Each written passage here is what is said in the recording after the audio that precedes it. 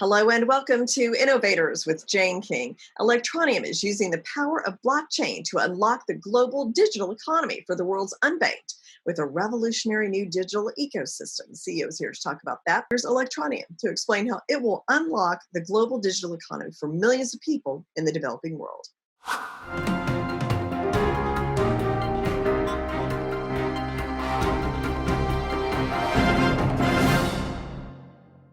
Electroneum is a crypto-based company, and they've been talking about expanding overseas. And with me is CEO and founder Richard Ells. And Richard, it's great to see you again and get an update on what Electroneum is doing. Of course, wonderful. Thank you for inviting me on. Very kind of you. Nice to see you again.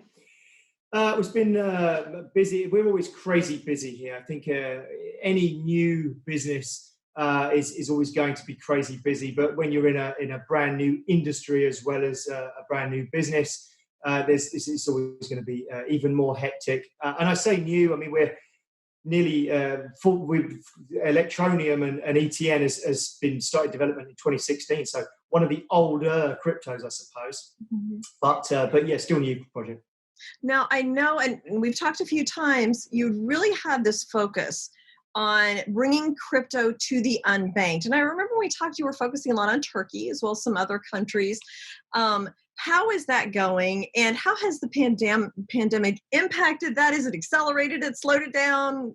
What's been the impact you've felt?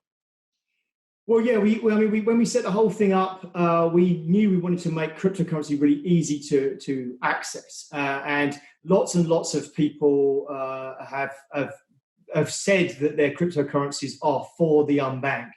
But it's easy to say and not so easy to do.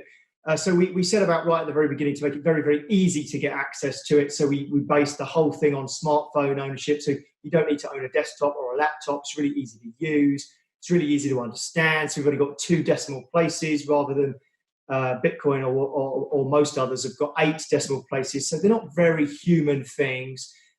We built an instant payment system. So we built these things to make it work in the real world. Loads and loads of countries, got lots of African adoption, but all over Southeast Asia, India, South America. We just topped over 4 million users. So yeah, adoption is good. The ETN adoption, so you talked about how well that's going. There are a lot of crypto projects that talk about that, but can't quite execute it. So how were you able to do that? Well, we did a few things. The first part that I just mentioned a little bit of, which is building an instant payment system. That was the most critical part to gaining adoption, I think, because you can't really use most cryptocurrencies in the real world. If you imagine walking into a coffee shop and trying to buy some coffee with some ETH or with some BTC, with Bitcoin or Ethereum, you've got a consensus mechanism on their blockchain, which you have to wait for. So it might take you 40 minutes for Bitcoin to clear, as it were, before you can walk out with your cold cup of coffee. They weren't really designed for that, truth be known. And don't get me wrong, I'm not having a go at either of those projects. I love both of those projects, of course, very passionate about them. But that's not really what they were designed to do. Whereas what we did is we designed ours from the ground up to be used by people. So the first thing we did is build an instant payment system that enables people to use it there and then. So you go bleep and you walk away with whatever it is you've got, street vendors' food or from a local store or just person to person or person to anything else, airtime top-ups or anything. And we built an API system as well, so it makes it really easy to integrate with us. Most people in e-commerce know about APIs and they understand it, but very few people understand blockchain. So we've just made it really easy to use. Would you say it's mass adoption? Have you gotten there yet? No, I probably wouldn't say mass adoption. I mean, a lot of people say, "Oh, wow, you got 4 million is a large number in crypto." A lot of people really question that number. We've got 2.7 million. With that now, I think it must be more like 2.9 million app downloads on Android. We've actually got about 4.6 million registered users, but there were quite a few bots in there that we cleared out. But we've literally genuinely got millions of users, and I think a lot of people doubted those figures. So we brought somebody in from a company called Cointelligence, who was a known scam buster. His name's On Yavin.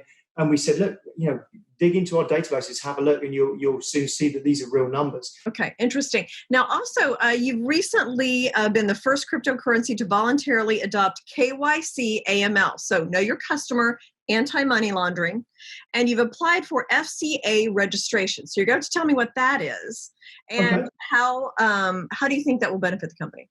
Okay, well, I'm a bit of a libertarian. I think most people in crypto are. But that being said, I'm also a businessman. I've been in business for 20 plus years, and I understand the real world. And the real world lives and breathes on regulations, rules, and law. And so I saw straight away that actually regulations are coming for crypto, whether we like it or not. So we looked at what was coming at the time in 2017. There was a thing called the fourth European Anti-Money Laundering Directive. What had just been published that was yet to be implemented was called the fifth European Anti-Money Laundering Directive. So we just picked that up, wrote our AML system and our KYC system around that, knowing that one, it would drop into the fintech sector in London, which is where we're based, and secondly, that at some stage it would be picked up and pushed into the crypto asset world. And that's literally just happened now. So we've in the UK, we have something called the FCA, the Financial Conduct Authority, very similar to the SEC in the States.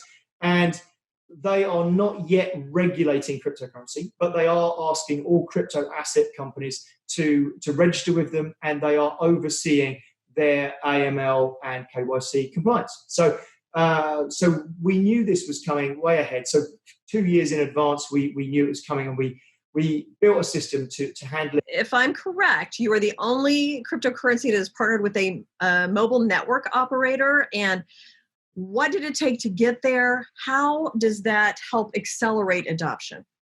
One of the reasons we looked at mobile networks in the first place was because we were obviously a smartphone app, so there's a sort of natural affinity with mobile network operators. But also, they in lots of places around the world, especially where there are unbanked, airtime has been used as a digital payment mechanism in itself. Mm-hmm. Okay, well, thank you. It is great to see you, even if it's on Zoom, and hope to meet in person. And best of luck with everything you've accomplished so far. Thank you very much. It's very kind of you. It's nice to see you again, and hopefully we'll catch up in Malta. In New York and Malta and London, somewhere when all this settles down. So great to see you. Richard Ells, CEO and founder of Electroneum.